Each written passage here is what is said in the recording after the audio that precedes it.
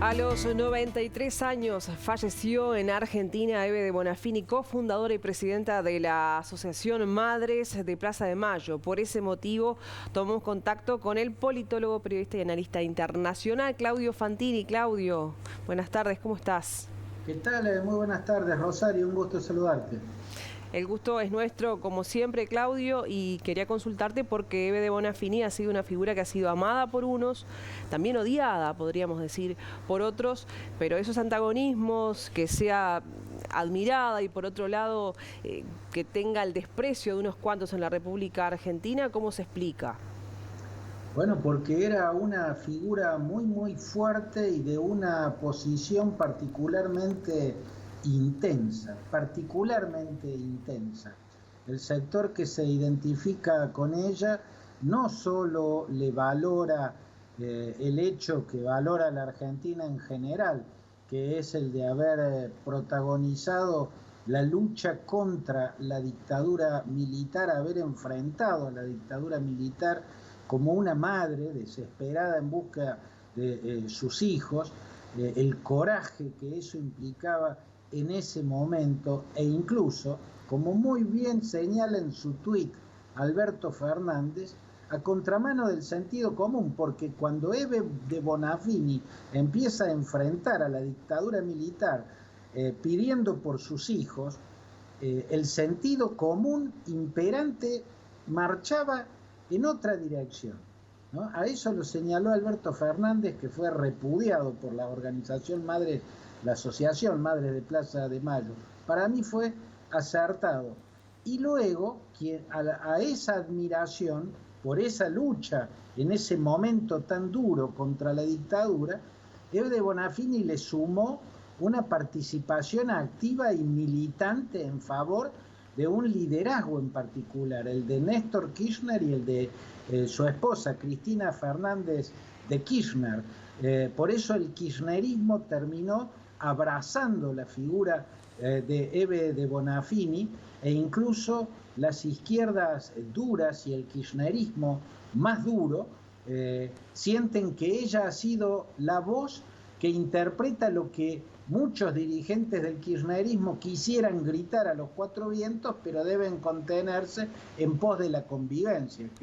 Es como que Eve de Bonafini era sin filtro, decía todo lo que emanaba de manera volcánica desde su interior. Por eso las izquierdas más duras, el kirchnerismo furibundo, abrazan la figura de Eve de Bonafini, la convierten en una suerte de prócer de ese sector de la sociedad, y por la misma razón, por esa militancia en favor de los liderazgos de Néstor y Cristina Kirchner, y por la dureza con la que defendió esos gobiernos, atacando hasta con virulencia a los opositores y a los críticos de esos gobiernos, es que un sector muy amplio de la sociedad argentina empezó cuestionándola y creo que terminó incluso detestándola, ¿no?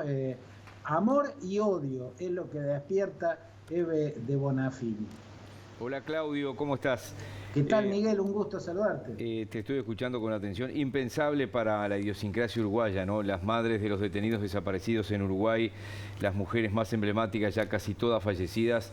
Impensable que dijeran la 20ª parte de algunas de las afirmaciones que hizo Eve de Bonafini, pero cada uno es cada uno. Reclamaron con firmeza por sus hijos hasta su muerte, también la mayoría de ellos de 80 y pico y 90 y pico de años, sin conseguir respuestas, pero no alegrándose por los casi 4.000 muertos de las Torres Gemelas, por ejemplo, y podría seguir hasta la 1 de la mañana. ¿Pudo tener otro destino la historia de Eve de Bonafini como dirigente política? ¿Se me ocurre, Claudio? Yo creo que sí, que pudo tener otro destino.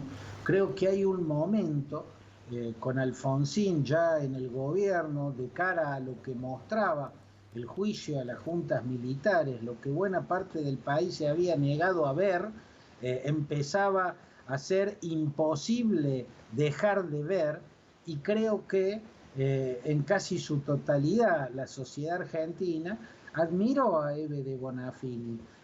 La gran mayoría de los argentinos en un momento determinado, al conocer la brutalidad de la dictadura, valoraron el coraje de esa madre que había enfrentado a los sanguinarios dictadores, y hubiese quedado como un símbolo de la lucha por los derechos humanos y la lucha contra el autoritarismo y la criminalidad del terrorismo de Estado, si no hubiese tenido esa deriva, ¿no?, hacia el sectarismo que la hizo tener pronunciamientos tan brutales como el que vos señalabas, ¿no? Aquel 11 de septiembre en el que se produjo un genocidio en los Estados Unidos, fue el primer ataque terrorista que alcanzó el rango de ataque genocida, y tuvo un elogio de Hebe de Bonafini. No pudo contener su elogio. Alguien cuya lucha se vincula a la defensa de los derechos humanos no podía decir lo que dijo.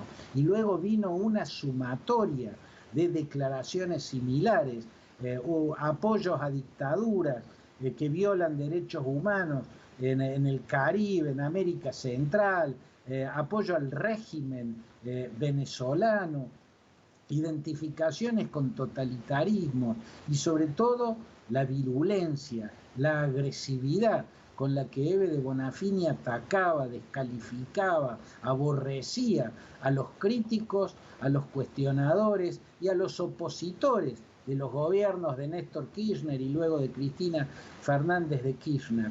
Ese sectarismo yo creo que opacó la historia de Hebe de Bonafini. Pudo ser un símbolo de todos los argentinos, pero ella eligió abrazar una facción, ató la organización en cuya creación había participado, las Madres de Plaza de Mayo, a esa facción política, y ahí quedaron ligadas a un sector político, y además con una forma de expresar ese apoyo de un agresivo sectarismo. Por eso hay un sector que pasó a cuestionarla e incluso a detestarla después de haberla admirado, porque yo creo que en los primeros tramos de la democracia argentina, al descubrirse lo que había sido la lucha, la valiosísima lucha de Hebe de Bonafini contra la dictadura militar, en general lo que generó es una muy fuerte admiración. Luego, ella misma optó por dejar de representar a la sociedad entera y pasar a representar solo a una facción, incluso al sector más ideologizado y más virulento de esa facción política también. Bien, Claudio, muchas gracias por este contacto. Seguramente en la semana volvamos a este reencuentro virtual. Gracias. Ha sido un gusto, un abrazo, en cualquier momento.